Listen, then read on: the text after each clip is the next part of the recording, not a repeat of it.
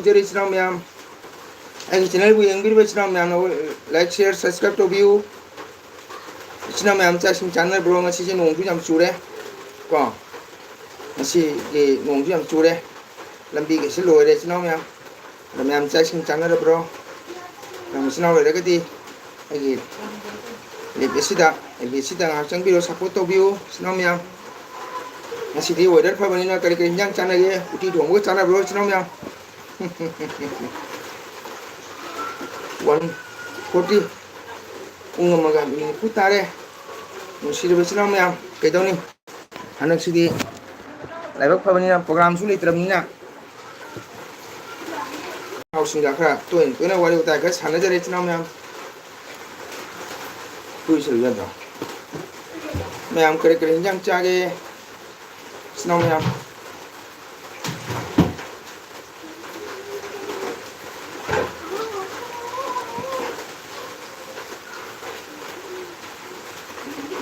ꯃꯌꯥꯝ ꯆꯥꯛ ꯏꯁꯤꯡ ꯆꯥꯅꯔꯕ꯭ꯔꯣ ꯀꯅꯥ ꯀꯅꯥ ꯂꯩꯔꯤꯒꯦ ꯏꯆꯤꯟ ꯏꯅꯥꯎ ꯃꯌꯥꯝ ꯉꯁꯤꯗꯤ ꯑꯩꯈꯣꯏ ꯁꯥꯏꯁꯤꯒ ꯅꯣꯡ ꯌꯥꯝ ꯆꯨꯔꯦ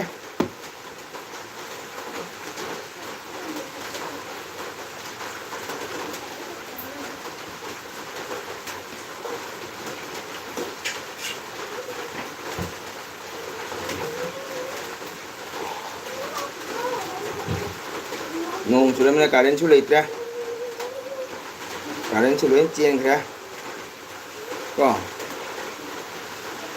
ꯉꯁꯤꯁꯦ ꯏꯆꯤꯟ ꯏꯅꯥꯎ ꯃꯌꯥꯝ ꯎꯇꯤ ꯆꯥꯔꯗꯤ ꯍꯥꯎꯗꯧꯅꯤ ꯎꯇꯤꯒ ꯊꯣꯡꯅꯕ꯭ꯔꯣ ꯁꯒꯣꯜ ꯎꯇꯤ ꯀꯥꯗꯣ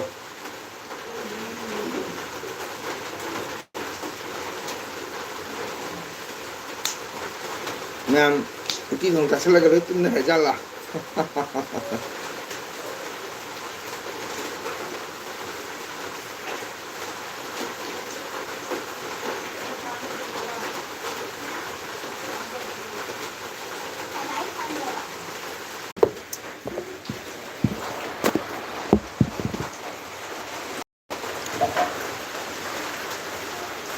la la la la la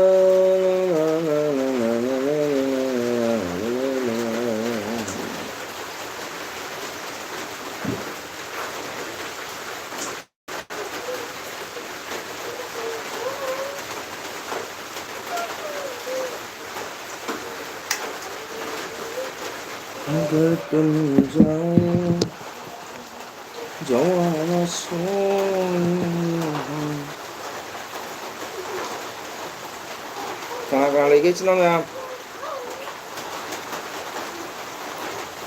ngắm trong cái support to bio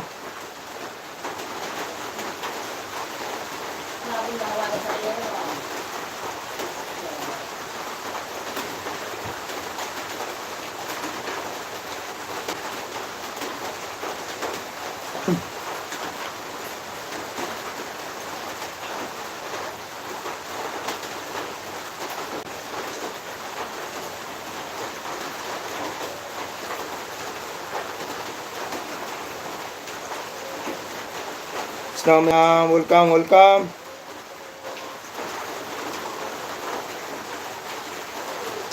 Nangai thade ngasi thabani sarakta.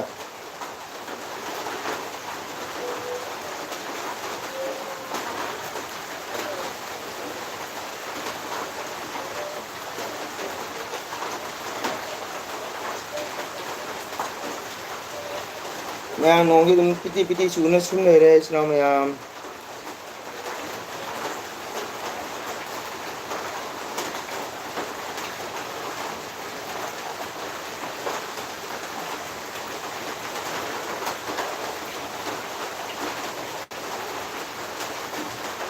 Snow mayam comment.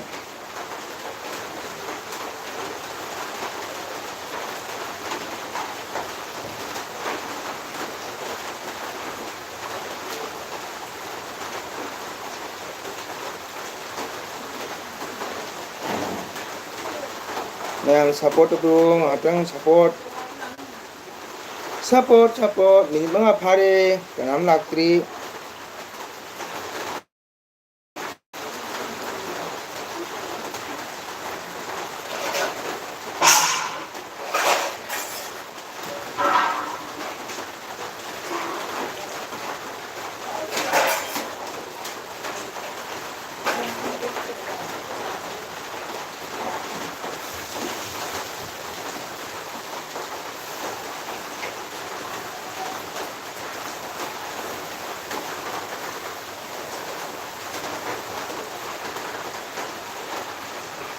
와, 이때 뭐 그냥 짜게.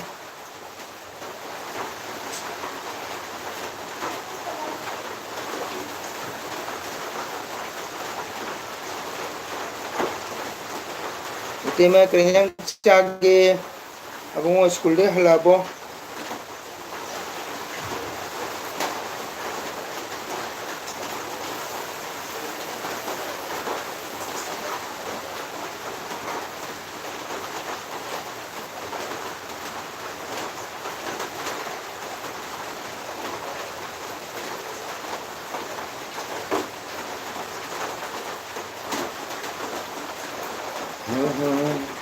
Nung coba sida udah sih tau kang drama ya. Aduh itu mah tabak cakap dah ucat tre nunggu cura bani nak kau. Upaya itu mah kenyang kongi. Halakri cak cak di rumah. Wow, benhula net hing bro. Haita na isa yang kang nam konservasi isu nuka hai. Thank you benho kenyang cak ke.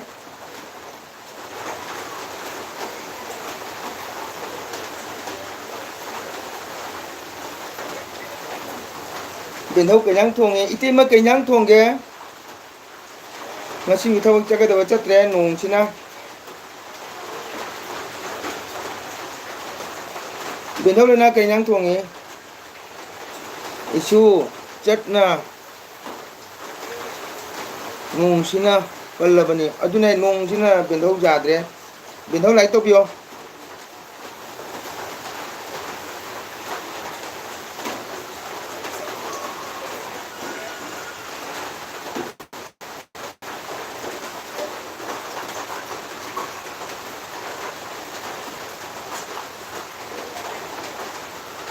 Kumjak pingari kong ba oh hao ni. Ako ite ma ran la kenyang thong ge ite ma. Ko ite ma kenyang thong ge. Oh usoi irombaga sogri ni borane. Ite ma usoi irom di chaning iri ko sogri di talle ngasi di nung siga.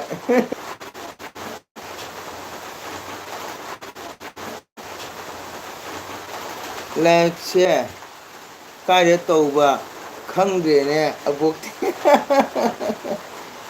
abok ubani sum chobido aidi kalibo chasu chate o ne chinu aite karen le tiya ko donan karen le tabne ne cheta nuai taba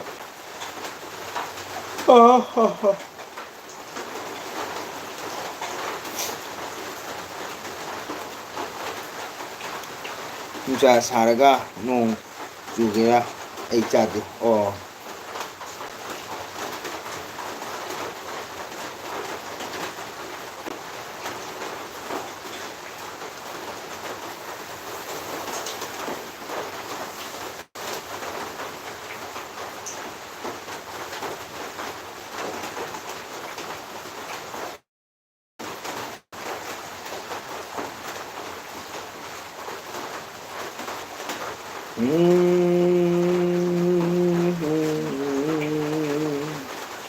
nung chura su chang nei da hoi te ma sum ka ga chang nei do bu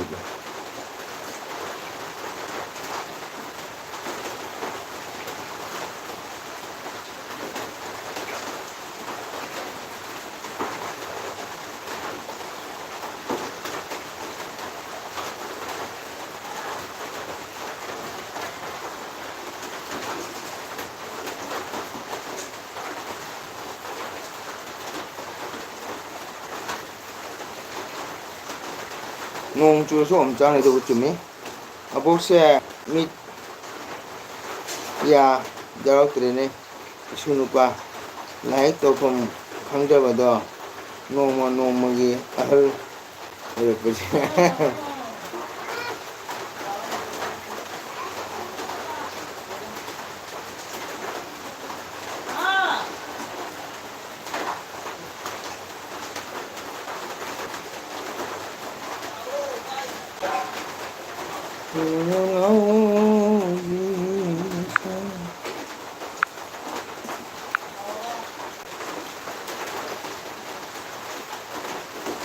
시가디 잉예 펜 타바 니나 펜 타바 니네 얘나 무털루 하이레 호예 춤 다들어도 잉설럴 거네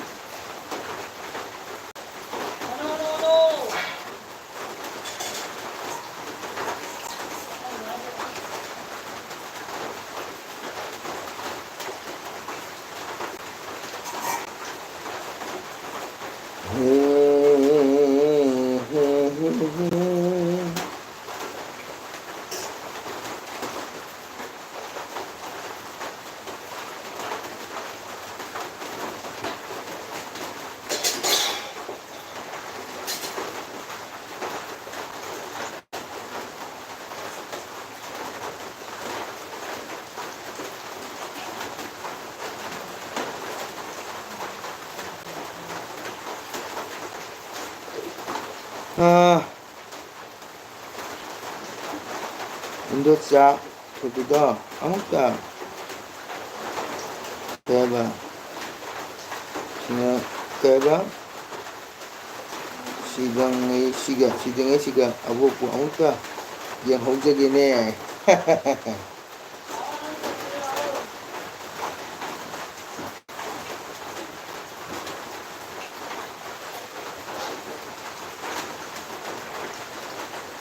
hồi bên đâu nào được các bạn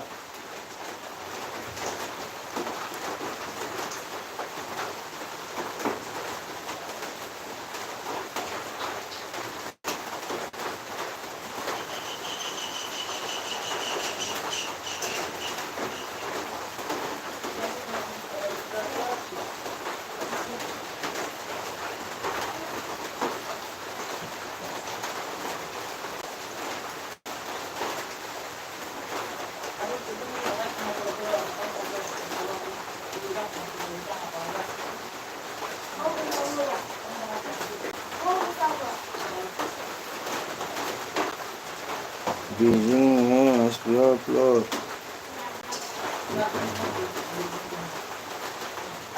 Ngang aboki motel do jeng labo jeng jare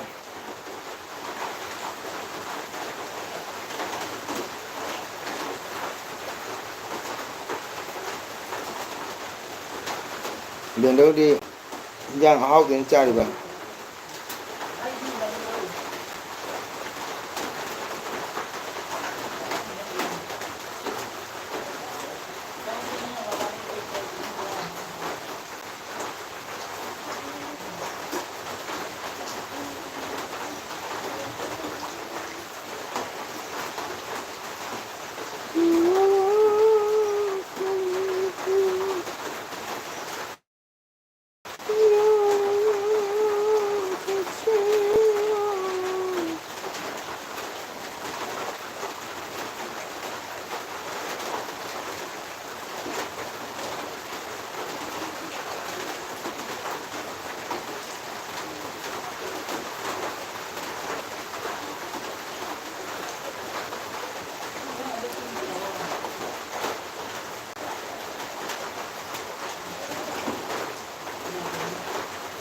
Ma'am nga sa photo view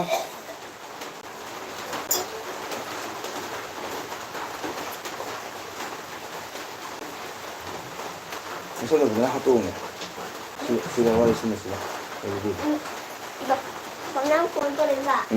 내 손도 하도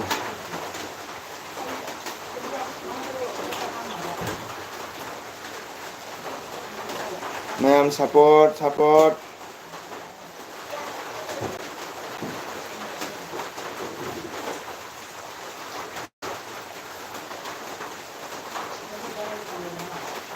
kayam hauna chata kare masidi cha yonin kare anu sina haulaga jurpa haulaga jatine ꯁꯤꯔꯝꯗꯥꯏ ꯃꯇꯝ ꯅꯛꯁꯤꯜꯂꯛꯄꯁꯤꯅ ꯍꯣꯏꯗ ꯕꯦꯟꯗꯧ ꯋꯥꯠꯂꯤꯗ ꯁꯤꯈꯤꯔꯣꯏꯗ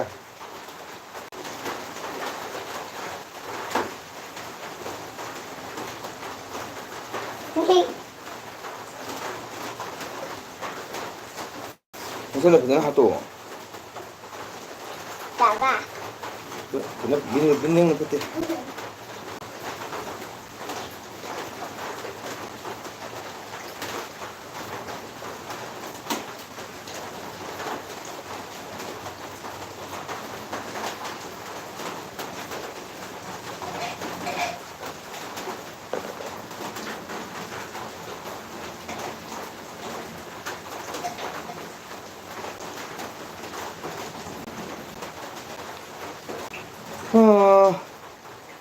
पतंजलि खुरमजरोजा आरती केबा बजराज की इसेदो ओजाना फजना सकपा अमता थागपिरो केबा ताजनिंगे आरती बजराज ओ होय होय थागचरके पतंजलि थागचरी ꯑꯩꯒꯤ channel ꯆꯪꯕꯤꯕꯒꯤꯗꯃꯛꯇ ꯑꯩꯒꯤ ꯆꯦꯅꯦꯜꯁꯤꯕꯨ support ꯇꯧꯕꯤꯌꯨ like ꯇꯧꯕꯤꯌꯨ ꯀꯣ ꯑꯩ ꯁꯣꯏꯗꯅ ꯑꯗꯣꯝꯒꯤ ꯃꯌꯥꯝꯒꯤ ꯃꯤꯡ ꯇꯥꯍꯟꯖꯒꯦ ꯑꯩ ꯁꯤꯌꯥꯔ ꯇꯧꯖꯔꯒꯦ ꯍꯩꯇꯅ ꯁꯨꯝ ꯃꯌꯥꯝꯒꯤ ꯈꯤꯇꯪ ꯄꯦꯟꯅꯕ ꯁꯨꯝ ꯊꯧꯒꯜ ꯇꯧꯖꯔꯛꯀꯦ ꯃꯇꯝꯗꯤ ꯊꯥꯒꯠꯆꯔꯤ ꯁꯥꯎꯟ ꯇꯞꯍꯜꯂꯣ ꯑꯗꯣ ꯃꯌꯥꯝꯅ ꯁꯞꯄꯣꯔꯠ ꯇꯧꯕꯤꯌꯨ ꯁꯥꯎꯟ ꯇꯞꯍꯜꯂꯣ ꯋꯥꯠꯃꯦ ꯑꯩꯁꯨ ꯅꯨꯄꯥ ꯀꯩꯕ ꯋꯥꯠ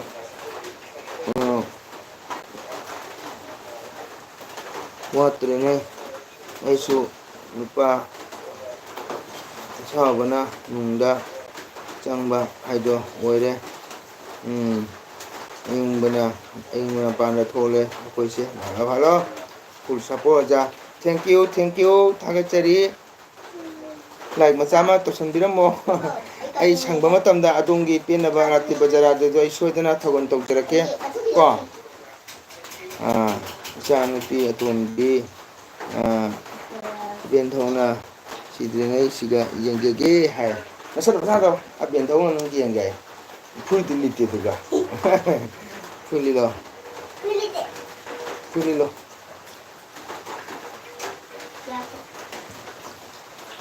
ꯄꯇꯟꯖꯂꯤ ꯀꯔꯤ ꯍꯤꯟꯖꯥꯡ ꯆꯥꯒꯦ ꯀꯔꯤ ꯂꯝꯒꯤꯅꯣ ꯑꯝꯇꯪ ꯍꯥꯏꯕꯤꯔꯛꯎꯅꯦ ꯑꯩ ꯈꯪꯕ ꯉꯝꯗ꯭ꯔꯦ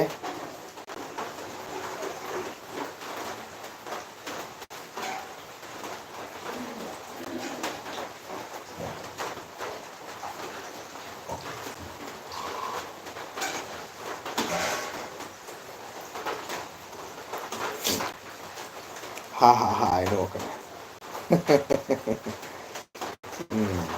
ꯃꯥ ꯁ꯭ꯀꯨꯜꯗ ꯍꯜꯂꯛꯄꯒ ꯑꯩꯈꯣꯏꯅ ꯊꯣꯛꯑꯒ ꯏꯁꯀꯥꯔꯠ ꯆꯦꯟ ꯂꯩꯔꯤꯌꯦ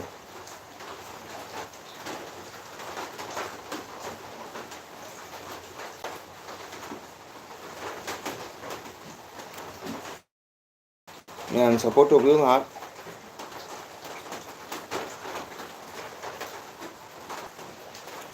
ꯄꯨꯡ 2 ꯇꯥꯔꯦ ꯃꯌꯥꯝ ꯇꯨꯝꯅꯕꯁꯨ ꯌꯥꯎꯅꯔꯝꯃꯅꯤꯀꯣ ꯆꯥꯛ ꯆꯥꯔꯒ ꯅꯨꯡꯊꯤꯜ ꯉꯥꯛꯇꯪ ꯄꯣꯊꯥꯕ ꯀꯥꯏꯗꯣ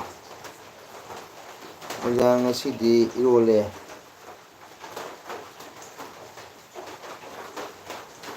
ꯀꯩꯕ ꯀꯥꯟꯆꯤꯄꯨꯔꯗꯒꯤꯅꯦ ꯀꯥꯟꯆꯤꯄꯨꯔꯗꯒꯤꯅꯦ ꯊꯥꯒꯠꯆꯔꯤ ꯏꯔꯣꯜꯂꯦ ꯑꯗꯨꯁꯨ ꯍꯥꯎꯋꯤ ꯑꯩꯁꯨ ꯅꯨꯄꯥꯒꯤ ꯃꯇꯧꯁꯦ ꯑꯩꯗꯤ ꯈꯪꯗꯦ ꯀꯩꯕ ꯈꯪꯅꯗ ꯀꯣꯛ ꯌꯥꯝꯅ ꯁꯥꯏꯀꯣ ꯑꯍꯨꯝꯒꯤ ꯃꯊꯥ ꯍꯜꯂꯣ ꯀꯥꯟꯆꯤꯄꯨꯔ ꯏꯝꯐꯥꯜ ꯋꯥꯎ ꯊꯥꯒꯠꯆꯔꯤ ꯄꯇꯟꯖꯂꯤ ꯍꯔꯦ ꯀ꯭ꯔꯤꯁꯅ ꯃꯅꯤꯄꯨꯔ ꯁꯅꯥ-ꯂꯩꯄꯥꯛꯇꯒꯤ ꯑꯩꯒꯤ ꯆꯦꯅꯦꯜ ꯑꯁꯤꯗ ꯆꯪꯕꯤꯕꯒꯤꯗꯃꯛꯇ ꯑꯗꯣꯝꯕꯨ ꯍꯥꯏꯉꯥꯏꯇꯅ ꯊꯥꯒꯠꯆꯔꯤ ꯏꯇꯩꯃ ꯆꯥꯛ ꯂꯣꯏꯔꯕ꯭ꯔꯣ ꯍꯥꯏꯅ ꯊꯥꯒꯠꯆꯔꯤ ꯑꯩ ꯁꯪꯕ ꯃꯇꯝꯗ ꯁꯨꯡꯁꯣꯏ ꯁꯣꯏꯗꯅ ꯁꯤ ꯂꯥꯛꯁꯦ ꯕꯦꯟꯙꯧ ꯁꯤ ꯅꯆꯟꯅꯨꯄꯤ ꯂꯩꯔꯁꯦ 하이미야 하이미야. 바이 채널 시고 사포 토비오 아빠 바이 젤레 사포터뷰. mayam like tobiu 냠라테뷰. mayam chắc chắn là bro 냠트잖아 여보. mayam di aikoi kondo auto manungda kapli taudana chatle jumda oidi kape taubani ada singgi mangda kapa jada baduna kapri ni hai oh Hare Krishna Hare Krishna Hare Krishna Mukhatam kan hantu Hare Krishna Patanjali mingse Patanjali hane tholi bra kari ming ko ba kanana hanba kanana kan to na hai ngam jetre ko adu Patanjali ne sum hai jirage live da la ko ni na pa adu ai sangba mata na su su na dongi arati bajara jo do ai sum ning ta han jirage haidi haijete ba ko sum oja singa sak chonjabudagi makhara sum ai thagon tok jirage isu nupa uraga amuk ngai kari gina pen tho hoi ne ai singa mai thong do khang ya ba ko ton do to mang da kapli tau dana chali jumda oidi kape tau bane oja singi ngondra kappa jada baduna kaptri ne hai kari kapti bana ko to mung da kai do ro jano mai mabok sibode nungai ten tawira kaigina benthongna nasun pa uraga amuno hingi se ha bentho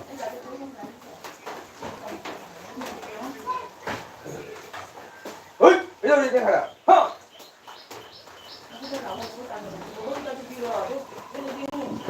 hàng nó bùng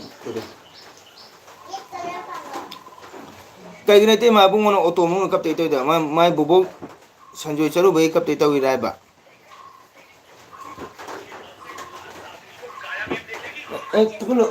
tapul te isi tapul yaro tapul suno len ching kan ton nyam support to view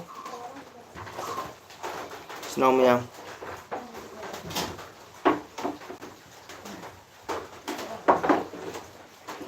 sini pak udah amuk nungi kayak gini pintu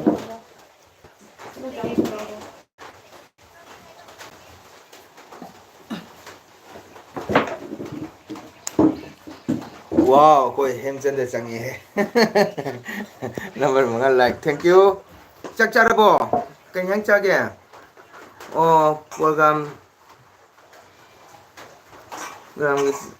cancel tàu một đợt mà thì món đồ cái nấm tàu kh래 thôi ai su tàu hồi này program đồ thế mà adubu kari hai ni kudung tang cha da hai cái dra pung jai basu phang da ba aduga ato pung jai ba hai kai setting oi da ba tar ga dai kai ba nang ga dra khan mani ko hai ji mana school gi taraf te gi chapo di kan kai da ba ko 오자나 일피스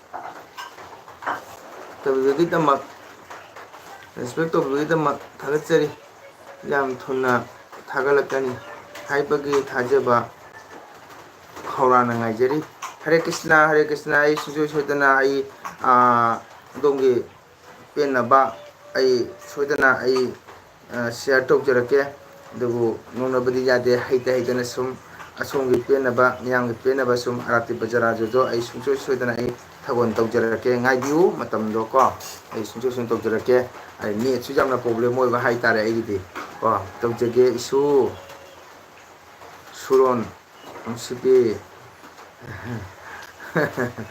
Larik laisu matik chaba miga manaba so seba tawba ngamba punsi muksangna ko pok oi seba taw ko ha thank you asum nung bani da hai kai na ben thau na su do oi da ngang no ja da ja ai na su them la bani hoi te mai su yamna saningi aigisu imani mana sakpaise duga maka abungoga angang ani amtom oiba taragadi ko aisu kitang thamoi si lungudaba ahido 하이ꯕꯗꯤ ꯉꯁꯤ ꯆꯨꯝꯅꯒꯤ ꯁꯨꯝ ꯁ꯭ꯀꯨꯜꯗ programme ꯃꯆꯥ ꯑꯃ ꯁꯨꯝ ꯇꯧꯅꯗꯤ ꯀꯥꯏꯗꯕꯀꯣ ꯁꯤꯜꯆꯔꯗ ꯚꯕꯟꯗ ꯇꯧꯒꯗꯧꯕꯅꯤꯅ ꯈꯤꯇꯪ ꯑꯩꯁꯨ ꯆꯤꯡꯅꯕꯀꯣ host ꯊꯥꯒꯠꯄꯤꯕꯒꯤꯗꯃꯛ ꯊꯥꯒꯠꯆꯍꯩꯕꯅꯤꯀꯣ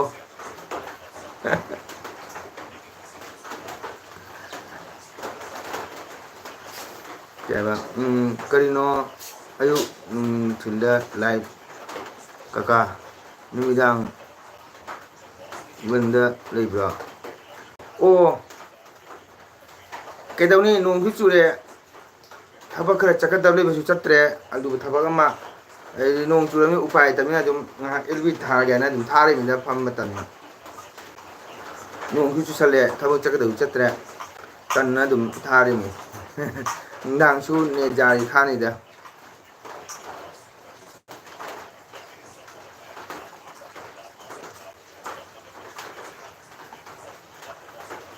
ꯑꯗꯣ ꯃꯌꯥꯝ ꯑꯩꯁꯨ ꯆꯥꯛ ꯆꯥꯈꯤꯒꯦꯀꯣ ꯀꯩꯅꯣꯗꯣ ꯈꯤꯇꯪ ꯄꯨꯔꯛꯑꯣ ꯅꯃꯗꯣ ꯈꯥꯏꯌꯧꯅ ꯅꯪ ꯁ꯭ꯀꯨꯜꯗ ꯆꯥꯔꯛꯏꯗ꯭ꯔꯣ ꯁꯤꯒꯨꯝ ꯆꯥꯏꯔꯣ ꯆꯠꯄꯒꯤ ꯚꯤꯗꯤꯑꯣ ꯍꯣꯁ ꯆꯠꯂꯤꯗꯨꯗꯤ ꯀꯩꯅꯣ ꯁꯪꯒꯤꯠ ꯕꯤꯗ꯭ꯌꯥꯂꯣꯏꯗꯅꯦꯕꯀꯣ ꯆꯦ ꯆꯥꯡ ꯈꯔ ꯀꯩꯅꯣ ꯂꯩꯕ ꯑꯗꯨꯒꯤ ꯑꯗꯨꯝ ꯂꯣꯏꯁꯜꯂꯨꯕꯅꯤ ꯄ꯭ꯔꯣꯒꯥꯝꯗꯤ ꯆꯠꯀꯗꯧ ꯂꯩꯕꯅꯤ ꯉꯁꯤꯁꯦ ꯑꯇꯣꯞꯄ ꯀꯝꯃꯤꯇꯤꯒꯤ ꯑꯗꯣ ꯆꯠꯇ꯭ꯔꯦ ꯅꯣꯡꯁꯤꯅ ꯄ꯭ꯔꯣꯕ꯭ꯂꯦꯝ ꯑꯣꯏꯅꯤ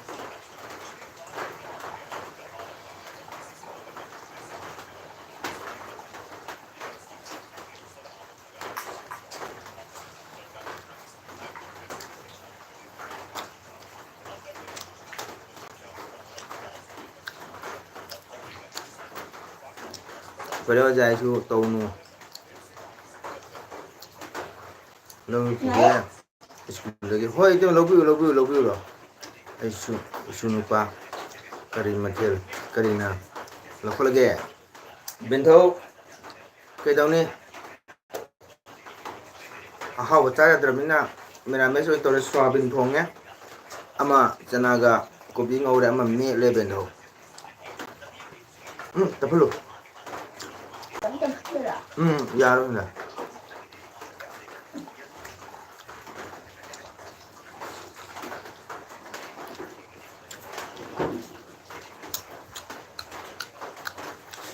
ꯕꯦꯟꯙꯧꯁꯦ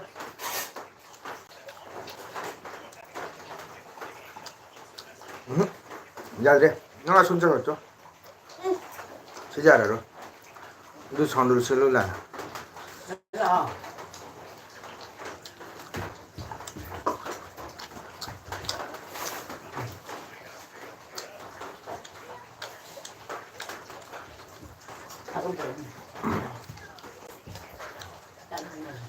ꯃꯤꯔꯥꯃꯁ ꯃꯊꯦꯜ ꯃꯦꯔꯥꯃꯦꯁ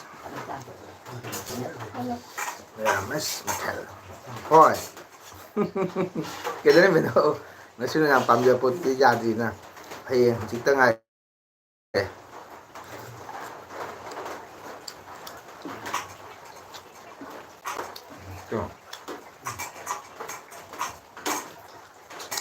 ꯍꯌꯦꯡ ꯌꯨꯝ ꯁꯦꯡꯕꯅꯤ ꯕꯦꯟꯙꯧ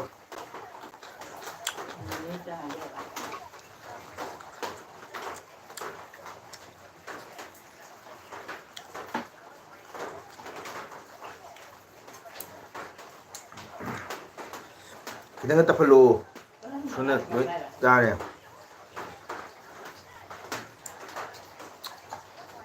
ꯈꯔ ꯇꯞꯍꯜꯂꯨꯅꯦ ꯁꯣꯝꯗ ꯑꯩꯉꯣꯟꯗ ꯕꯦꯔꯥ ꯀꯥꯔꯅꯤ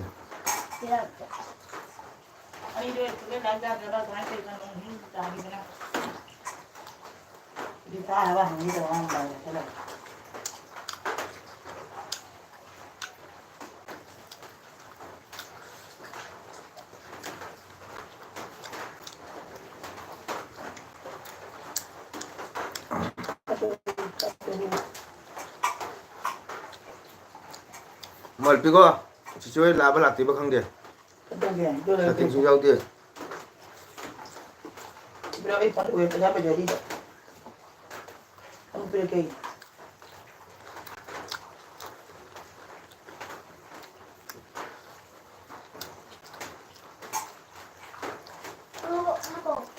Kaya ba prang di hega. Kaya ba niko ay kaming go upay. Medyo ba nina baja bora papa khi đấy. Cái đây là cái đầu nó mới đòi bên đâu chỉ đi đây này coi man đâu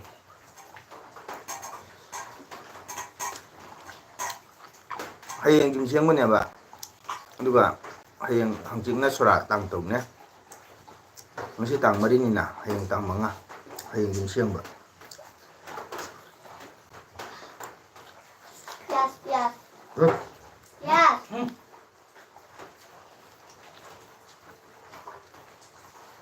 Hello. 어제 아이 머리 닮은 말이 스쿨 큐티 다 하라고.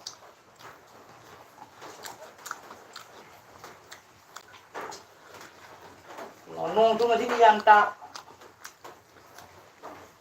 Oh, baik-baik tu. Cái nó khá đẹp rồi. Mai con sẽ cái nón để lấy này. Cái hay Nó lạc trái rồi. Nó lạc trái rồi. Nó lạc trái rồi. Chắc cái này rồi.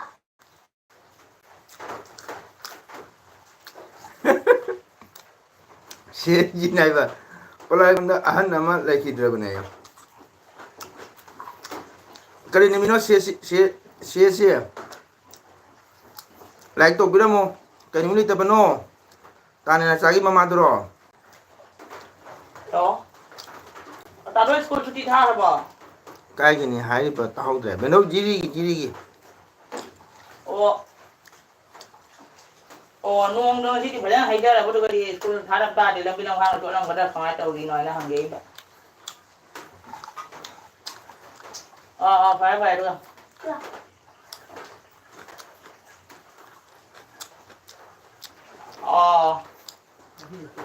Silvaski mama này. Phải. Không biết đâu mà. Ra đi buat panjang. Mình đưa đi. Đi vào. Nahan sibedro. Hani bima sibedrai ba. Lần luôn. Siaji. Like to biết không? Em cho rồi đi kìa. Jirigi ori ni piro ni pini. Cha. Koi man dong si do. Ha de đó. School đi tha đi được ha, cái mà đi cái nào mình mới đi mà buồn. Mà thay cho khá bắt đầu đi cái nào nó đi phải những hàng đi hay rồi.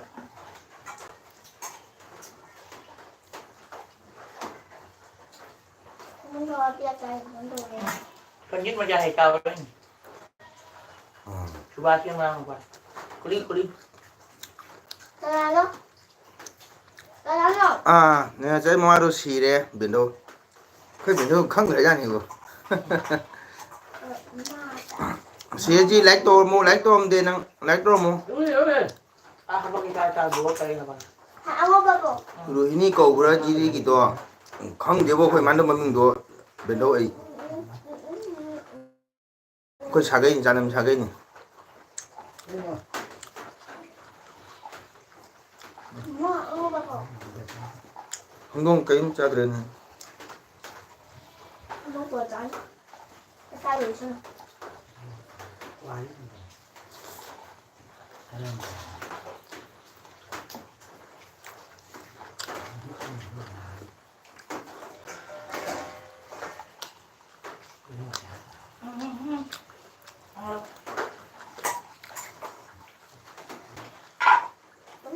먹어 가고.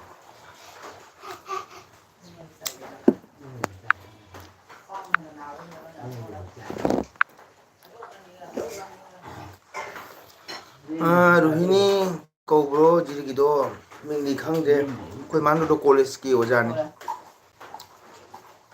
Ji college की हो जानी बिंदो Habang jara. Ê, quên. Ăn không xong rồi. Nó không có để cái gì nữa.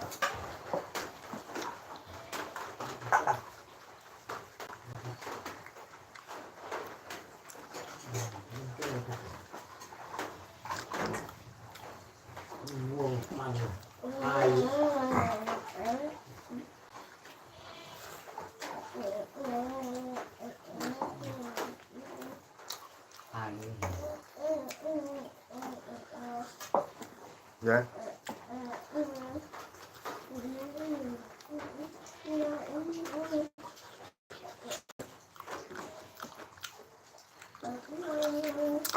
Siya chắc là bỏ thuốc là bỏ. Thuốc là bỏ lấy đi bỏ.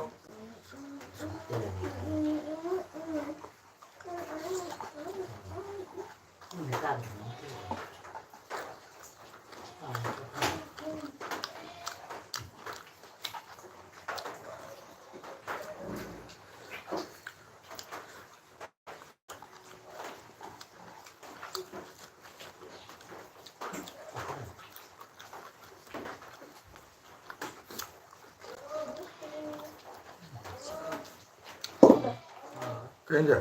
자, 들어. 정전은 내가. 아미나. 이제 봐. 좀 이따 말좀. 좀 이따 신나. 짠짠. 좀 이따 신나.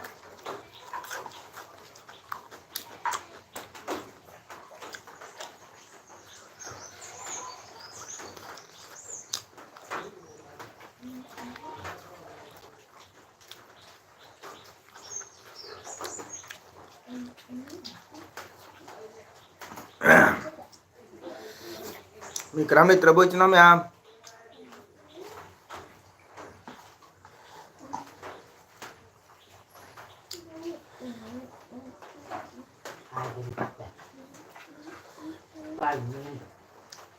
이거 물을 닦고. 남 양은 나.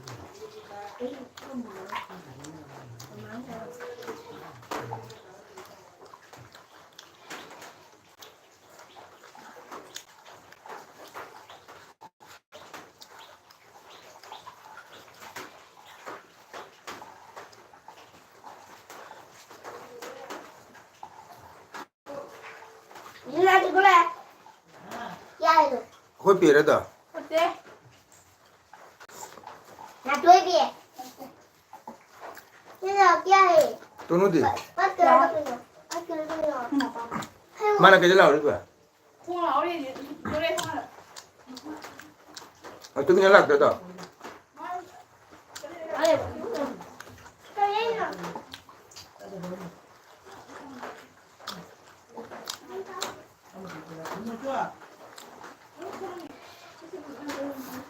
Kanak na lagi chnom ya.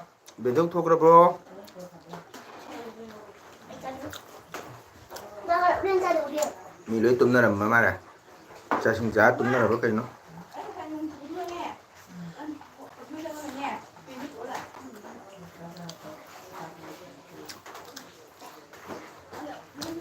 립. 얘가 더 어리지. 그진지. Ba. 장난으로 그냥 말해. 이런 줄 아니에요. Kanak na lagi chnom ya. 아니 내가 어떤 거야? 저기서야.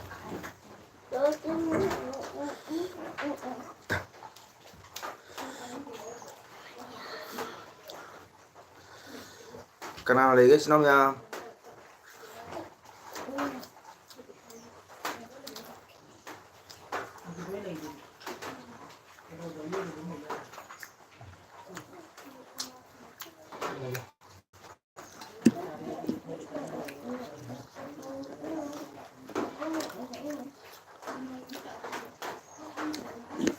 Comment pa tan na. Nung cái wari ta na wala pa na male. Pele bani ko ai. Comment pa si tina. Comment si ka tante comment le te ruini ko bro to hangi nang na.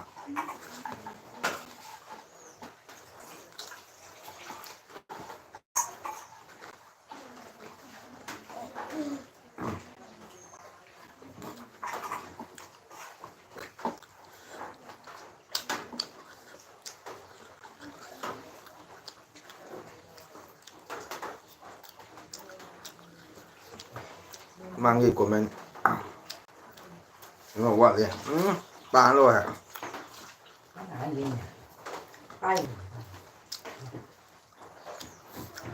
Nên là cháy mama ra gì xí đồ ꯅꯨꯄꯤꯔꯥ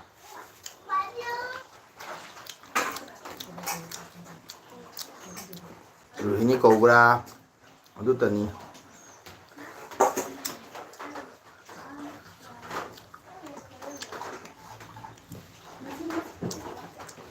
ꯍꯪꯗꯣꯡꯒꯤꯗ ꯀꯩꯅꯣꯝ ꯇꯧꯕꯤꯅꯉꯥꯏ ꯃꯈꯥ ꯍꯥꯏꯔꯛꯀꯅꯤ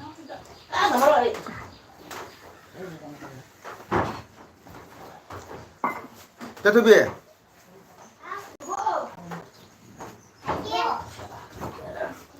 ꯑꯉꯧꯕ ꯈꯤꯇꯪ ꯀꯣꯜꯂꯣ ꯊꯣꯕꯤ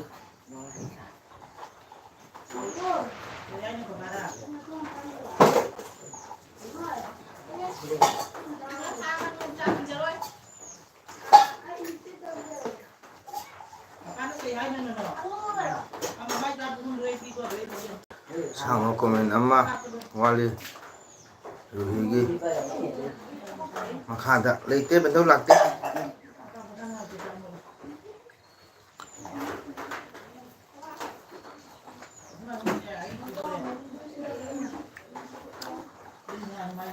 Komen lagti bento. Sudah mau lagi sudah. Ini. Enggak ya.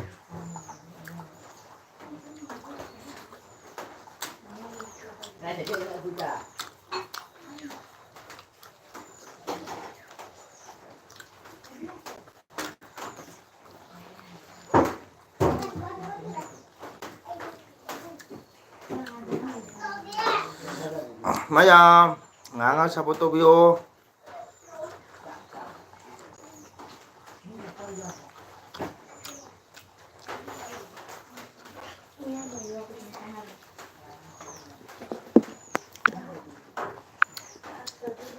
Masih weather fabanina.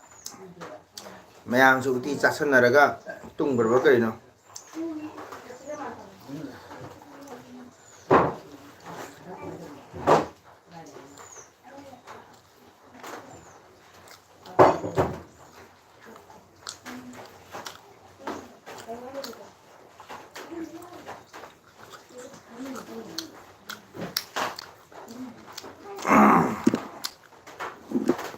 Ai mà đặt khang chuông nó bật comment gì nhé ai share ai đây bật cái này co lâu xí tới khasna thì đi bên này coi bên đó nó hầu nu đoán ngang cần không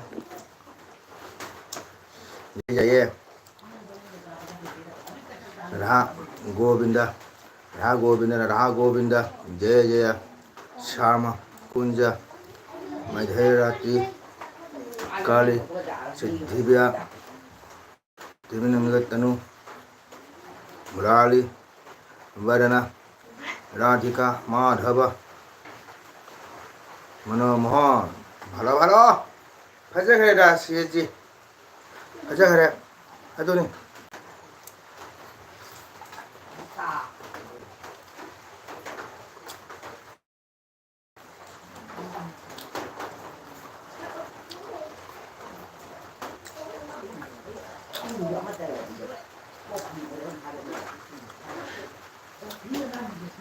làm gì khách na bị những thầy comment đẹp trai có sẽ gì hành những ai này thắc cái chơi Ishwagi Namda Bhakti Pranivasi Akhoi thâu đăng nhé Ramadhe Braja Vishnu Banusini Radharamana Vinu Gopi Ganasa Mahana Tambula Raga Rasamaya Akarapura Chandana Samale Tole Deepa Jai Balana Yang sih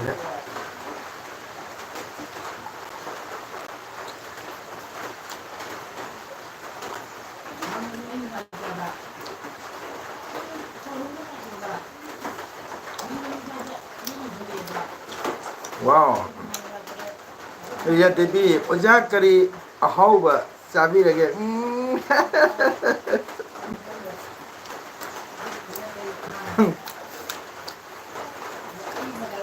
Ria hai na kanadre nga he bani na ne mera mes su ne honare Ria di kinyang chai lại tục lắm không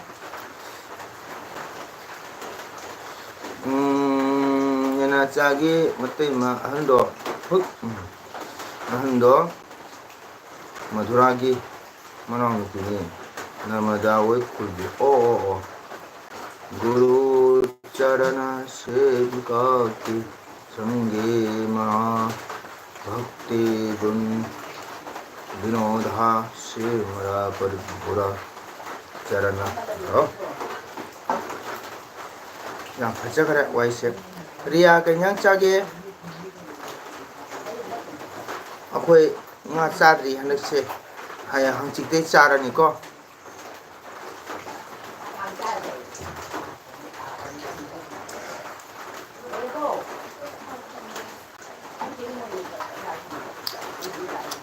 soyabin mất thuồng nhá không được tí mê lẹ sau này của bí ngô đây đây là Ria mà tầm dù xuôi của chị còn nhé hàu đi hàu này chị xuôi thùng bờ có cái màu ghê mà là mà ghê mà kì mà bột thôi lẹ không ra không ghê hồi chị bên đó hai mình không nghe nào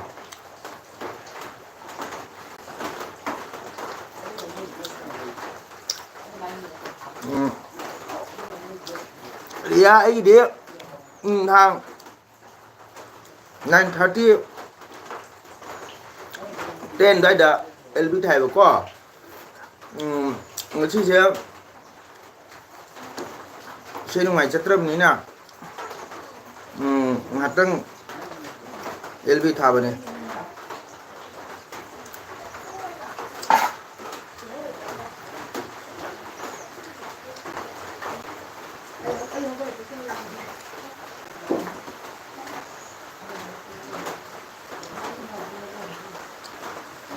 Chu bên nó có ok cây lấy cây cari lấy cây để cái nó hay bạn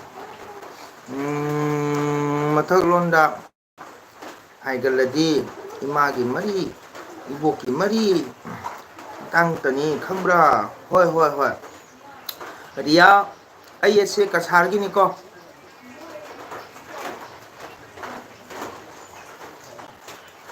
ai cả sáng cái này Ria di kay lam gi oy bano imphal gi ra ai kasar gi ni Ria tabi bra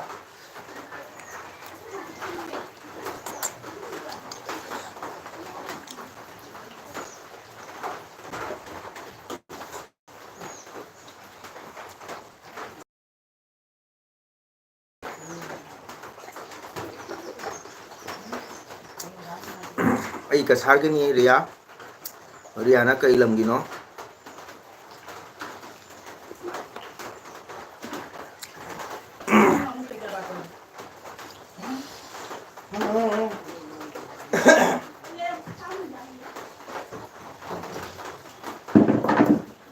ai ya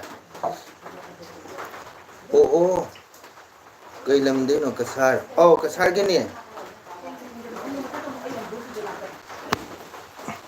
Ria kasar da gini Ria na kay lam gino imphal de gira aikoina chattaba aikoina pikle ngai da mi singdo laye khoi di amuk pa chat moina uragadi khangloi aikoina di sum khange hai ai lai pi dre ko hai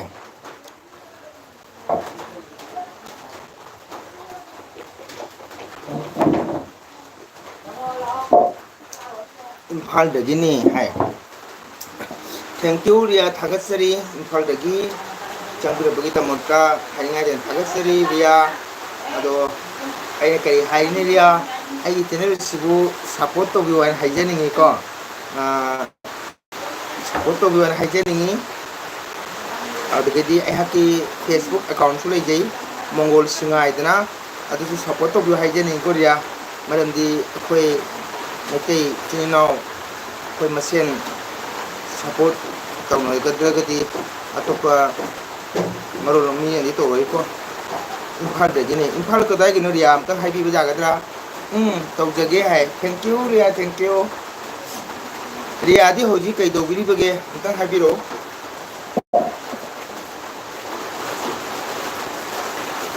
Imphal ꯀꯗꯥꯏꯗꯒꯤꯅꯣ ꯑꯗꯨꯒ ꯔꯤꯌꯥꯅ ꯍꯧꯖꯤꯛ ꯀꯩ ꯇꯧꯕꯤꯔꯤꯕꯒꯦ ꯑꯝꯇꯪ ꯍꯥꯏꯕꯤꯌꯨ ꯏꯁꯣꯔꯒꯤ ꯅꯥꯝ ꯁꯣꯜꯂꯒ ꯆꯥꯛ ꯆꯥꯅꯗ ꯐꯨꯔꯤꯠ ꯂꯤꯠꯂꯒ ꯆꯥꯕ ꯃꯥꯡꯗ꯭ꯔꯣ ꯍꯥꯏ ꯊꯦꯡꯀ꯭ꯌꯨ ꯋꯦꯜꯀꯝ ꯕꯦꯟꯗꯧ ꯍꯧꯖꯤꯛꯇꯤ ꯑꯩꯈꯣꯏ ꯑꯍꯜ ꯑꯣꯏꯗ꯭ꯔꯤꯕꯅꯤꯅꯀꯣ ꯀꯩꯝ ꯀꯥꯏꯗꯦ ꯌꯨꯝꯗꯅꯤꯅ ꯑꯗꯨꯗꯒꯤꯗꯤ ꯑꯃꯁꯨ ꯑꯦꯜꯕꯤ ꯊꯥꯕꯅꯤꯅ ꯁꯤꯗꯤ ꯂꯥꯏꯚ ꯇꯦꯂꯤꯀꯥꯁ ꯃꯦꯗꯤꯌꯥꯅꯤꯅ ꯐꯨꯔꯤꯠ ꯂꯣꯏ ꯂꯧꯊꯣꯛꯄꯗꯨꯁꯨ ꯐꯖꯗꯦꯗꯅꯀꯣ ꯅꯥꯝ ꯁꯣꯟꯕꯗ ꯂꯤꯠꯇꯕꯗꯨꯅ ꯂꯤꯠꯇꯕꯅꯤꯗꯅꯀꯣ ꯔꯤꯌꯥꯗꯤ ꯀꯔꯤ ꯊꯕꯛ ꯇꯧꯕꯤꯔꯤꯕꯒꯦ ꯍꯧꯖꯤꯛ ꯍꯧꯖꯤꯛ ꯂꯥꯏꯔꯤꯛ ꯇꯝꯃꯤꯕ꯭ꯔꯥ ꯅꯠꯇ꯭ꯔꯒꯅ ꯍꯥꯎꯁ ꯋꯥꯏꯐꯂꯥ ꯈꯪꯖꯅꯤꯡꯉꯤꯀꯣ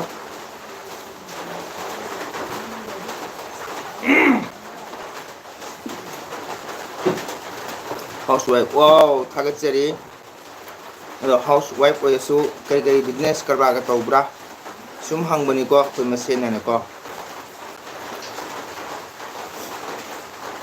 ꯍꯥꯎꯁ ꯋꯥꯏꯐ ꯋꯥꯎ ꯅꯨꯡꯉꯥꯏꯔꯤꯕꯣ ꯑꯣꯖꯥ ꯃꯥꯂꯦꯝꯅ ꯅꯨꯡꯉꯥꯏꯔꯤꯌꯦ ꯃꯥꯂꯦꯝ ꯂꯥꯏꯛ ꯇꯧꯔꯣ ꯊꯦꯡꯀ꯭ꯌꯨ ꯃꯥꯂꯦꯝ ꯋꯦꯜꯀꯝ ꯂꯥꯏꯛ ꯇꯧꯕꯤꯔꯝꯃꯨ ꯇꯧꯖꯗꯦ ꯌꯥꯏꯌꯦ ꯑꯗꯨꯒ ꯔꯤꯌꯥꯒꯤ ꯀꯩ ꯍꯥꯏꯇꯥꯔꯦ ꯍꯁꯕꯦꯟꯗꯤ ꯖꯣꯕ ꯇꯧꯕ꯭ꯔꯣ ꯑꯉꯥꯡ ꯏꯆꯥꯁꯤꯡ ꯂꯥꯏꯔꯤꯛ ꯇꯝꯃꯤꯕ꯭ꯔꯣ ꯌꯥꯗꯦ ꯑꯩꯗꯤ ꯃꯥꯡꯂꯕꯅꯤ ꯃꯊꯪ ꯃꯥꯏꯀꯩꯁꯦ ꯈꯔ ꯅꯤꯌꯣꯝ ꯂꯥꯟꯕꯅꯤꯀꯣ ꯍꯥꯏ ꯕꯦꯟꯙꯧ ꯐꯨꯔꯤꯠ ꯂꯤꯠꯂꯒ ꯆꯥꯕ ꯍꯥꯏꯕꯁꯦ ꯌꯥꯝꯅ ꯁꯦꯐꯇꯤꯅꯤ ꯍꯛꯆꯥꯡꯒꯤ ꯕꯦꯟꯙꯧꯀꯣ ꯐꯨꯔꯤꯠ ꯂꯤꯠꯂꯒ ꯆꯥꯕ ꯍꯥꯏꯁꯦ ꯍꯛꯆꯥꯡ ꯁꯦꯐꯇꯤꯅꯤ ꯕꯠ ꯑꯃꯗꯤ ꯇꯧꯖꯩ ꯒꯨꯗ ꯑꯗꯨꯅꯤꯗꯅ ꯐꯩ ꯌꯥꯝ ꯅꯨꯡꯉꯥꯏ ꯊꯥꯒꯠꯆꯔꯤ ꯔꯤꯌꯥꯅ ꯊꯕꯛ ꯇꯧꯗ꯭ꯔꯒꯁꯨ ꯑꯗꯣꯝꯒꯤ ꯍꯁꯕꯦꯟꯅ ꯊꯕꯛ ꯇꯧꯕ ꯀꯔꯤꯝ ꯀꯥꯏꯗꯦ ꯃꯤꯑꯣꯏꯕ ꯄꯨꯟꯁꯤꯗ ꯍꯤꯡꯕꯗ ꯂꯥꯟꯐꯝꯗꯗꯤ ꯍꯤꯡꯗꯕ ꯌꯥꯗꯦ ꯃꯤꯑꯣꯏꯕ ꯂꯥꯟꯐꯝꯗꯀꯣ ꯆꯥꯗꯕ ꯌꯥꯗꯦ ꯁꯦꯠꯇꯕ ꯌꯥꯗꯦ ꯆꯠꯇꯕ ꯌꯥꯗꯦ ꯏꯆꯥꯁꯨ ꯂꯥꯏꯔꯤꯛ ꯇꯝꯍꯟꯗꯕ ꯌꯥꯗꯦ ꯀꯣ ꯃꯊꯧ ꯌꯥꯝ ꯇꯥꯏ ꯊꯥꯒꯠꯆꯔꯤ ꯌꯥꯝ ꯅꯨꯡꯉꯥꯏꯖꯩ ꯃꯥꯂꯦꯝ ꯂꯥꯏꯛ ꯇꯧꯕꯤꯔꯝꯃꯣ ꯑꯣꯖꯥꯒꯤꯁꯦ ꯀꯔꯤ ꯍꯤꯟꯖꯥꯡ ꯆꯥꯏ ꯃꯥꯂꯦꯝ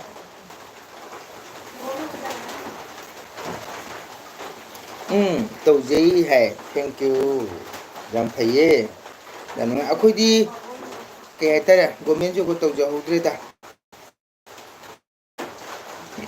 ꯃꯤꯒ ꯁꯨꯝ ꯅꯪꯅꯕ ꯍꯥꯏꯗꯅ ꯁꯨꯝ ꯆꯠꯂꯤꯁꯤꯅꯤ ꯔꯤꯌꯥ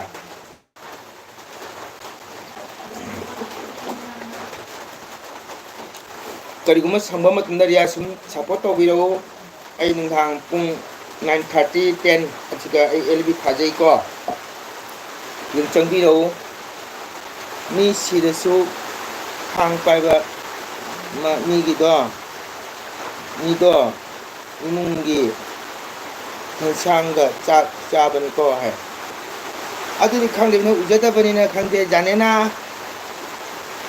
मालूम नहीं है कोई भी कर सकता है पता नहीं मसू साउदी साउन को साउदी देगा मैं क्या बोलूँगे अपना अपना मर्जी है आजकल जमाना में कोई किसी को बोलने का जरूरी नहीं है कोई किसी को अच्छी बुरी बात बोलने से भी बुरा मानता है इसलिए अपना अपना मर्जी ठीक है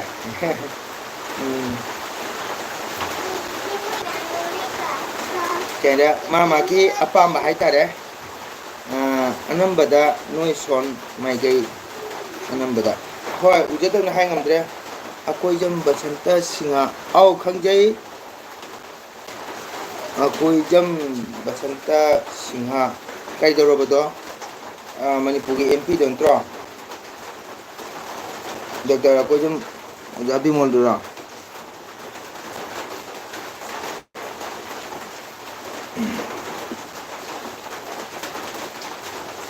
리아 레이버 토크라보 리아디 피살론 사가 떠그리브라 머니푸르디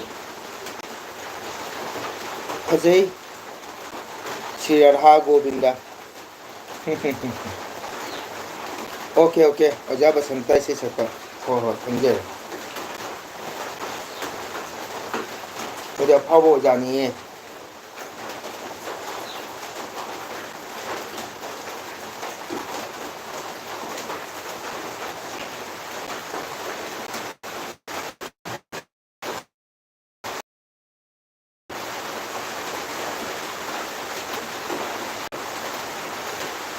리아 토끼 그러고 레비리브로 좀 둥기 살은 살이 좀 더 비리브라 좀 함겨보니까 그 에세는 시나 그나 세나나까 이 미어 바이시 한번 못한 것때 너네 이사이사 이 표방은 안고 나거든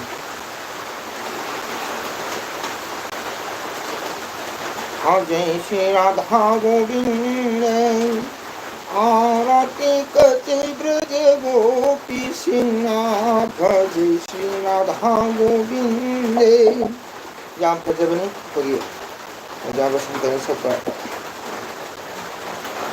리아 토크라 브로 레비리 브로 거기 이거 보이나 국가번이나 어디수 이거이수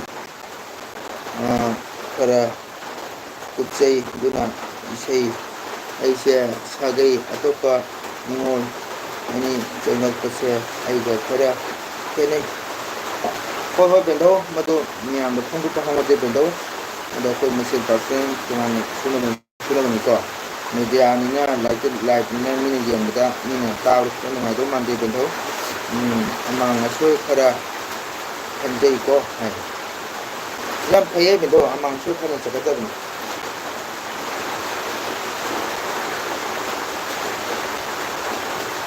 kui ko ko cha man hai ta di akai ba am lai bo ko du hai na kana de ko gi lia ko bro ria sen ko bro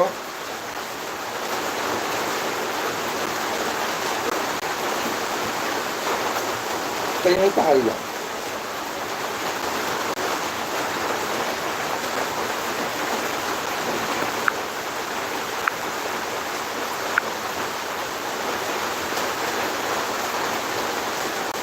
nung tari sinamya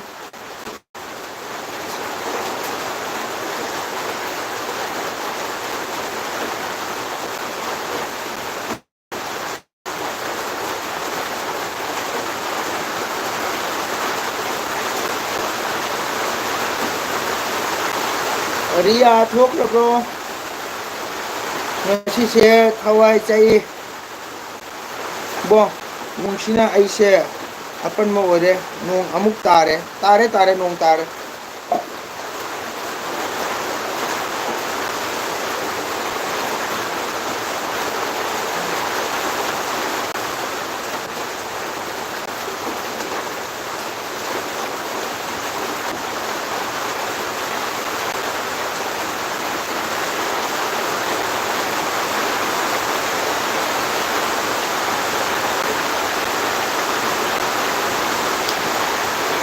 Hayanggi juga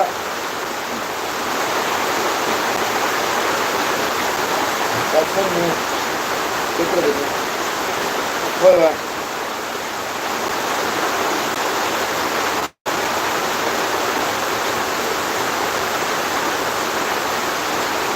hayanggi juga baca sini ini juga sini keprogram juga sini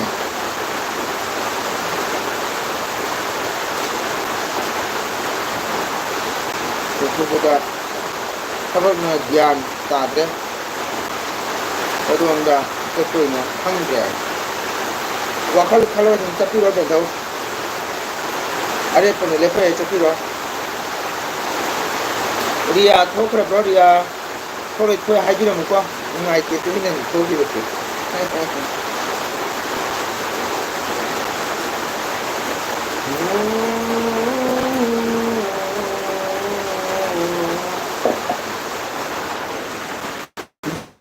No, nong ta.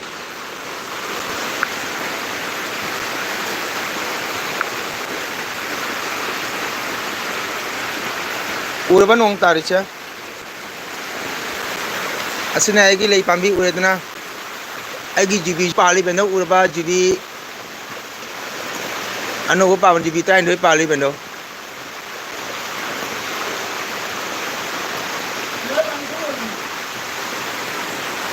Nungsa sai haina chatana leire. Amu chatke tawbada nong haijaya. Urba bendo. Sanai umurok amani haujari tu.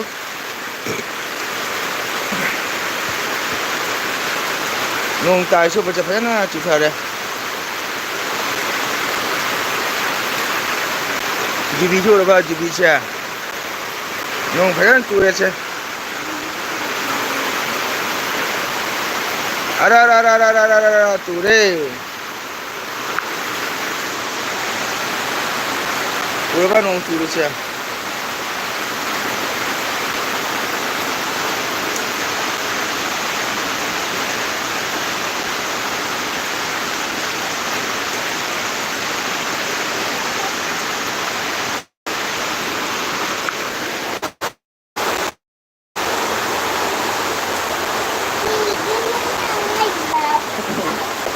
Masih short video kundogi do aina isai habloga agak pene oh short video kundogi do aina isai habloga agak pene oh bendo kai niche host ka mana ya mana tuh mantu memang support am tuh laikre senang memang kita tabak lekok lani dugai lakiku calani dugai di Guwahati and Shillong wow koyo pasal kami nak koyo aku di koyo baga pangtre Bendo supporter amma jauh re. Support om to leitre.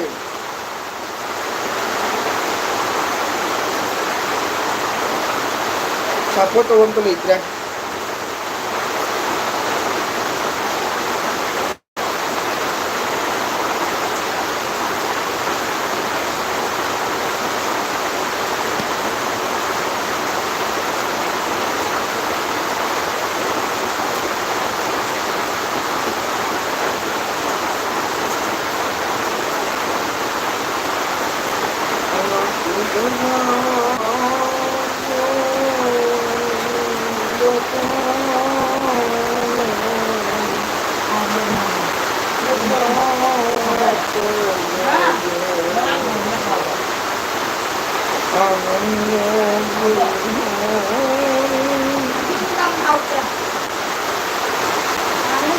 Ya, support of you, semangat.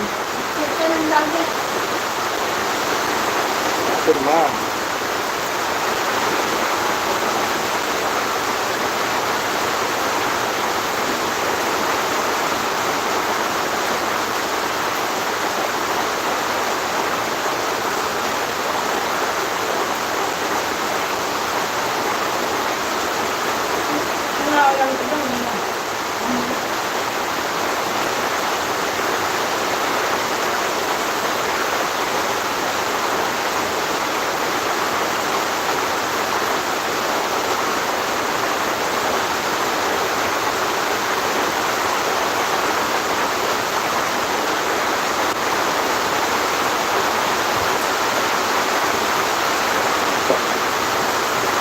Ngomong bagaimana cure? Arah rahidare, no arah rahidare.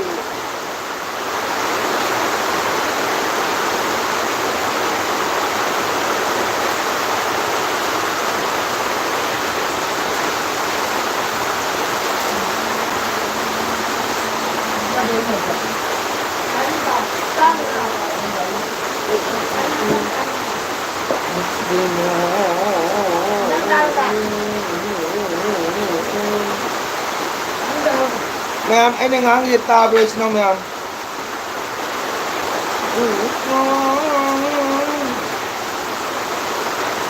Aja, nung chublo chuye suras. Ay school day la halak pata ngairi hai. Oh. Suras like karo mo jagi to kuye da udaba. Ya telgi net lodore. Ana Jioda Simba Jioda Suraj Sonba Jaran hai. Suraj like to ro jagi to.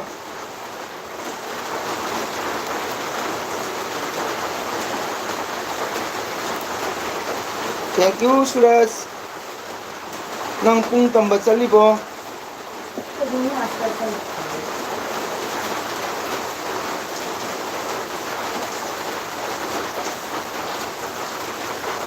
Like dan moja, thank you Suraj. Kerinjang chai.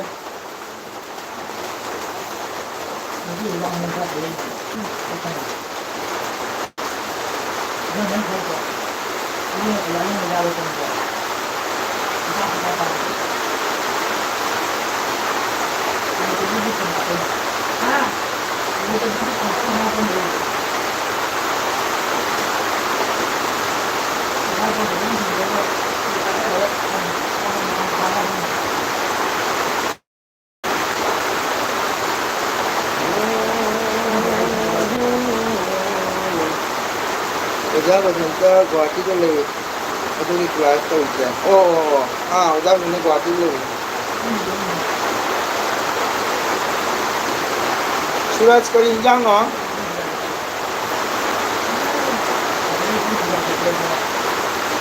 Oja uti thong một chai ai. Wow. Usoi giàu bro.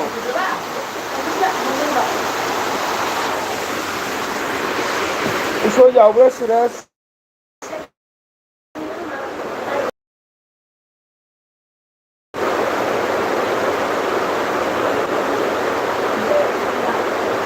Nong yang kana chu le su su.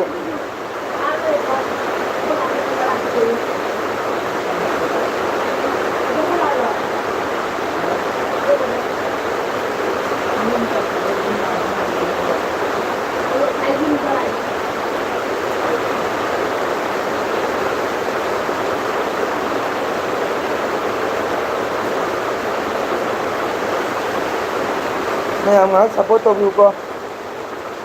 Nong chu chui.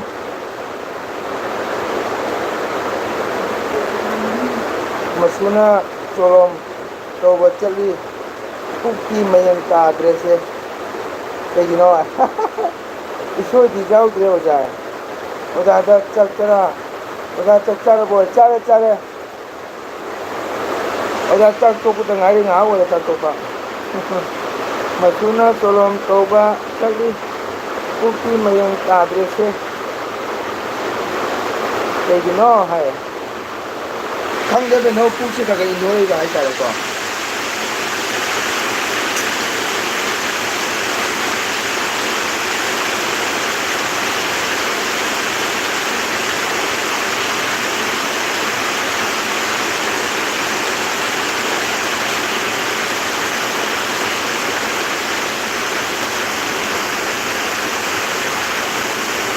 하와이지 락제더니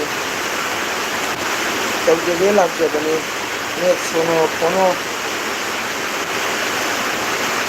유흥연이 와요.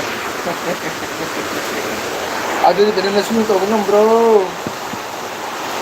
네 또 ini 떠보는 뭐 세우는 bro.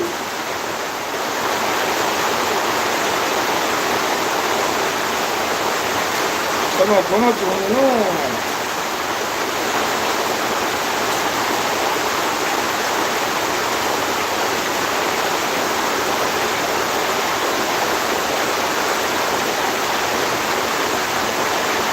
Om Padora. Jadi yang sebelum udah lagi bye bye Suraj bye bye. Aku su apa waktu jadi ꯑꯋꯥꯠꯄꯗꯒꯤ ꯌꯥꯗ꯭ꯔꯦ ꯍꯛꯆꯥꯡꯁꯤ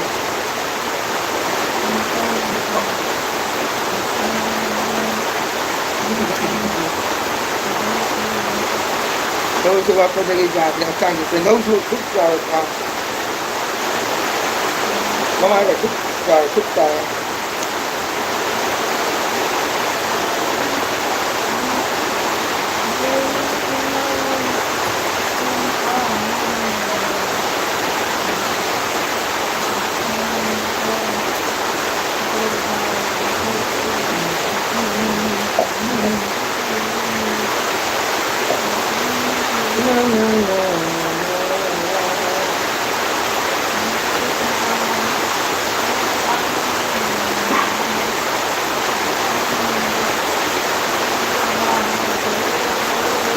ꯑꯗꯨꯅ ꯑꯃꯨꯛ ꯍꯦꯟꯅ ꯃꯤ ꯊꯤꯅꯕ ꯊꯣꯛꯄ ꯏꯀꯥꯏꯔꯦ ꯊꯤꯅꯕ ꯏꯀꯥꯏꯔꯦ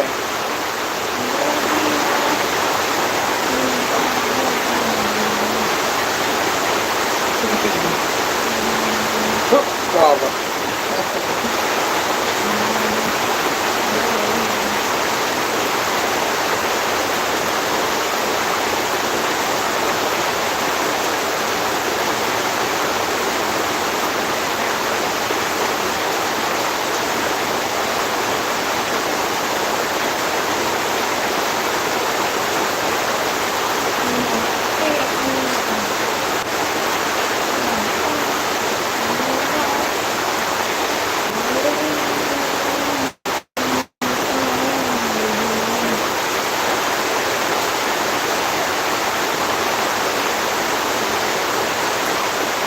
yang komen support tadi dengan macam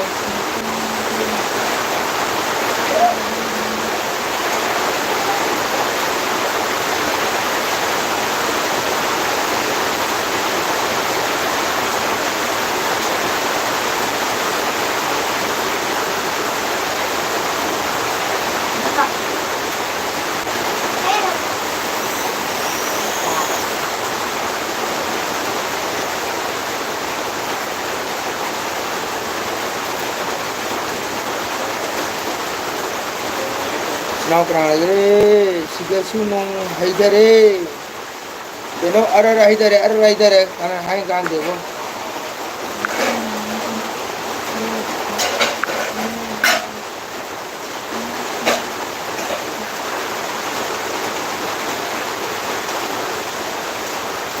kata yung macro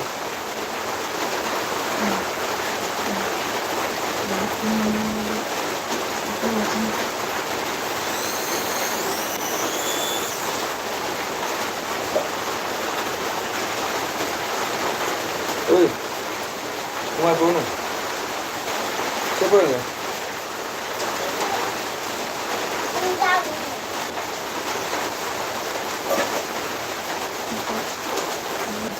khara phare haidaba sidu ka phare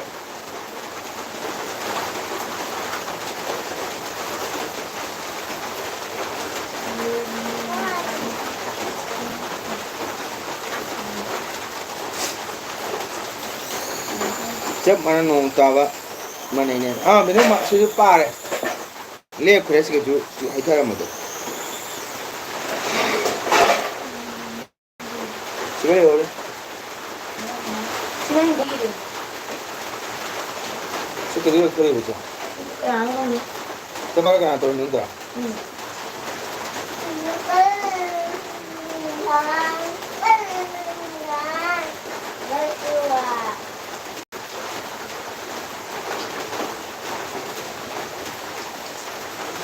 ngi thawai oiba nang tho ngoko ge ngoko hambangi mapanda keba madura basna lerami nungaiba nothing khona thawai chingna konjel lendi wow mane nong taba kisnangi marol ꯑꯃꯁꯨꯡ ꯅꯪꯒꯤ ꯏꯁꯩ ꯑꯩꯈꯣꯏꯅ ꯂꯥꯡꯗꯨꯅ ꯑꯩꯈꯣꯏꯅ ꯐꯖꯂꯤꯕ ꯍꯧꯔꯒ ꯊꯋꯥꯏ ꯂꯩꯃꯤꯟꯅꯕ ꯂꯥꯏꯔꯤꯛ ꯑꯣꯏꯒꯅꯤ ꯐꯖꯩ ꯀꯣꯃꯦꯟ ꯌꯥꯝ ꯐꯖꯈ꯭ꯔꯦ ꯀ꯭ꯔꯤꯁꯅ ꯅꯪꯒꯤ ꯃꯔꯣꯜ ꯑꯃꯁꯨꯡ ꯅꯪꯒꯤ ꯏꯁꯩ ꯑꯩꯈꯣꯏꯅ ꯂꯥꯡꯗꯨꯅ ꯑꯩꯈꯣꯏꯅ ꯐꯖꯂꯤꯕ ꯍꯧꯔꯒ ꯊꯋꯥꯏ ꯂꯩꯃꯤꯟꯅꯕ ꯂꯥꯏꯔꯤꯛ ꯑꯣꯏꯒꯅꯤ ꯐꯖꯈ꯭ꯔꯦ ꯁꯤꯒꯤ ꯀꯣꯃꯦꯟꯁꯦ ꯌꯥꯝ ꯐꯖꯩ ꯌꯥꯝꯅ ꯃꯃꯜ ꯂꯩꯕ ꯋꯥꯔꯤꯅꯤ ꯑꯗꯨꯅꯤ ꯑꯩꯈꯣꯏꯁꯨ ꯄꯥꯝꯕ ꯏꯁꯣꯔꯗ ꯚꯛꯇꯤ ꯄ꯭ꯔꯦꯝ ꯃꯥꯔꯒꯗ ꯂꯩꯕ ꯃꯤꯁꯤꯗꯤ ꯑꯩꯈꯣꯏ ꯌꯥꯝꯅ ꯁꯪꯒ ꯇꯧꯅꯤꯡꯉꯤ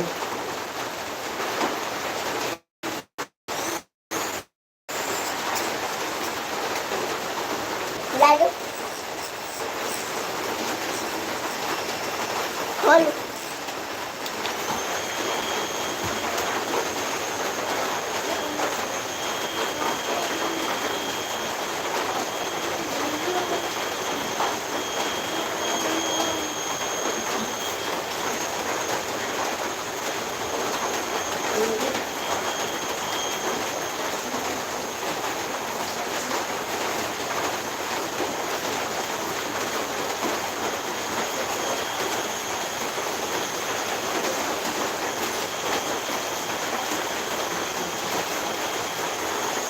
ꯃꯤ ꯀꯧꯕ ꯊꯣꯛꯂꯨꯕ ꯀꯅꯥꯒꯤ ꯑꯦꯜ ꯄꯤ ꯊꯥꯔꯤꯒꯦ ꯃꯗꯣ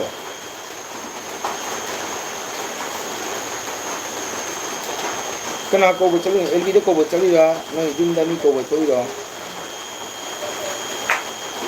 ꯃꯌꯥꯝ ꯈꯔ ꯆꯪ ꯆꯪꯅ ꯀꯣꯃꯦꯟ ꯂꯥꯏꯛ ꯇꯧꯕꯤꯌꯣ ꯃꯤꯅꯤꯠ 10 ꯇ ꯉꯥꯏꯔꯦ ꯂꯣꯏꯒꯗꯕ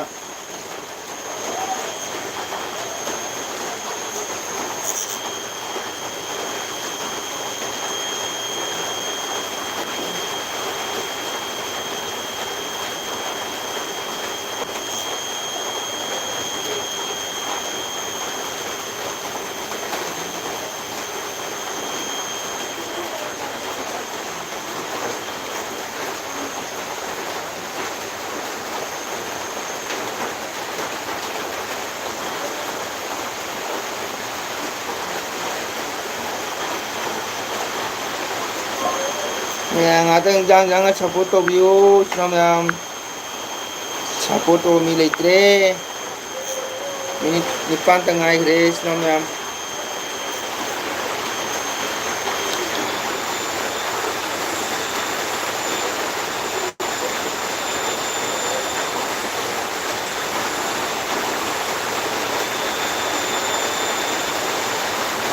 ꯑꯃꯨꯛ ꯅꯣꯡ ꯍꯩꯊꯔꯦ ꯍꯣꯁ ꯇꯨꯝꯈ꯭ꯔꯦ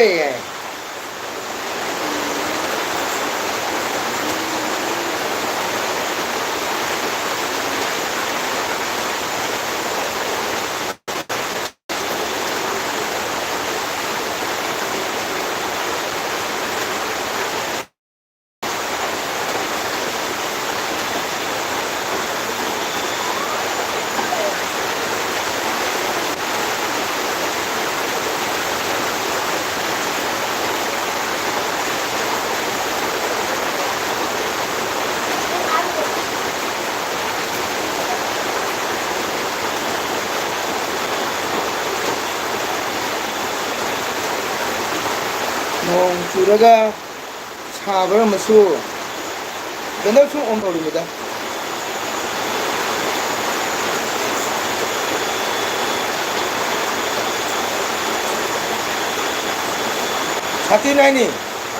ꯁꯥꯇꯤ 나이 사다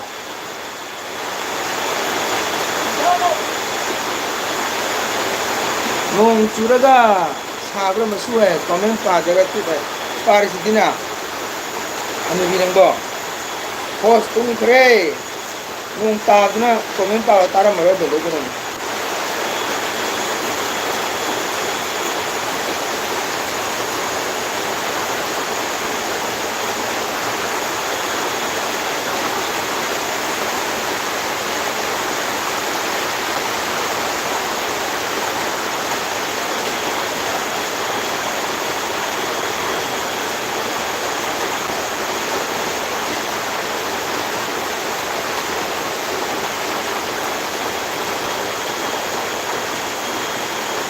저기 애비 다리로 니 몰라 떠도 어디 이래 이봐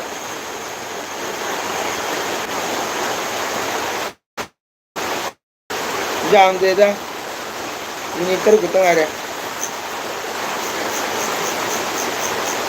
좀더 오래지 거리기 애비 다리가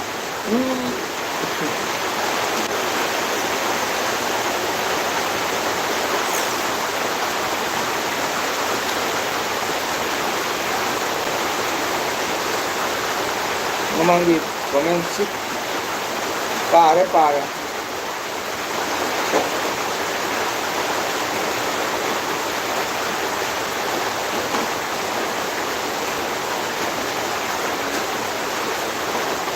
oh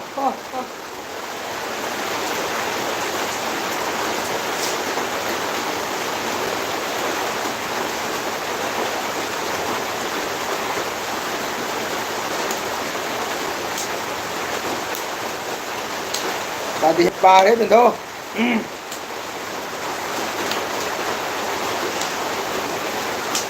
Ma'am, ini mga tengah ini pati he pa kre ne aja kre ne ta dan tol mi ne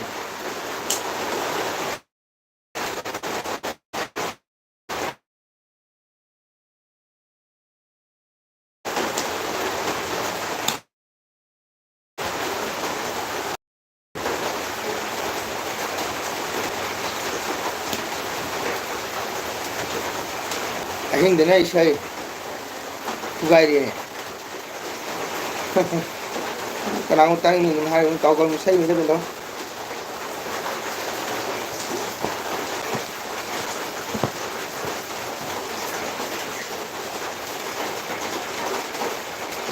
Nah ni mấy tengah hari em support tu biu.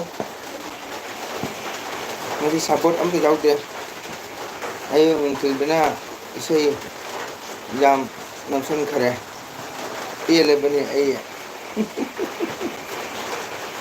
Vendau nang ko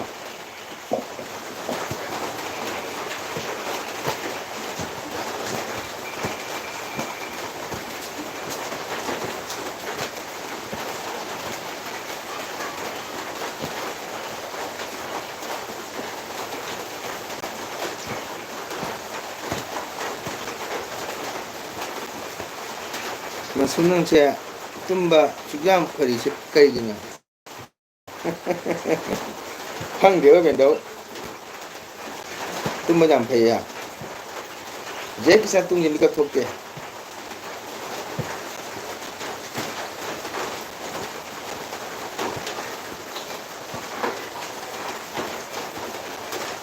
nè ini anh tengah deh kok ada sesuatu sabot tu bio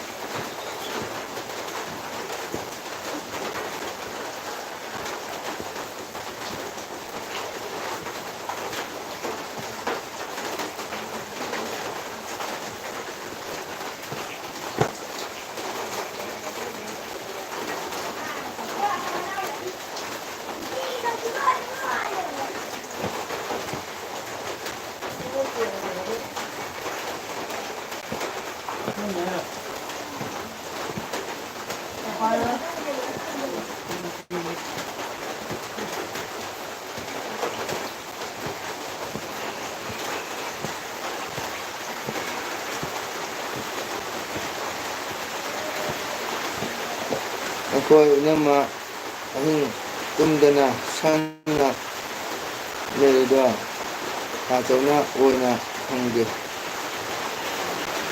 hendak ama yang berbeda hanglaga cekhe hendak ama yang berbeda hanglaga cekhe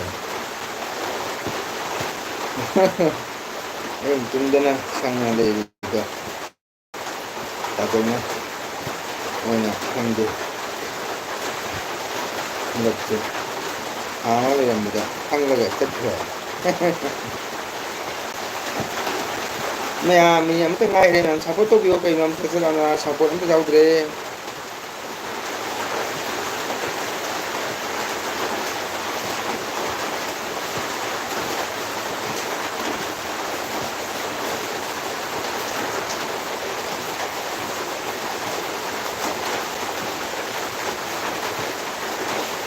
mayam ngasigidi agi LB sare thumna sanjarage musibisna mayamna horen midang pung 9:30 pung ta damu changbirau agi channel da support tobiu ngasigidi agi channel sida changbireba china mayam punapu loin thagachari ta chawda jumjawda mahakna tamna leibada inama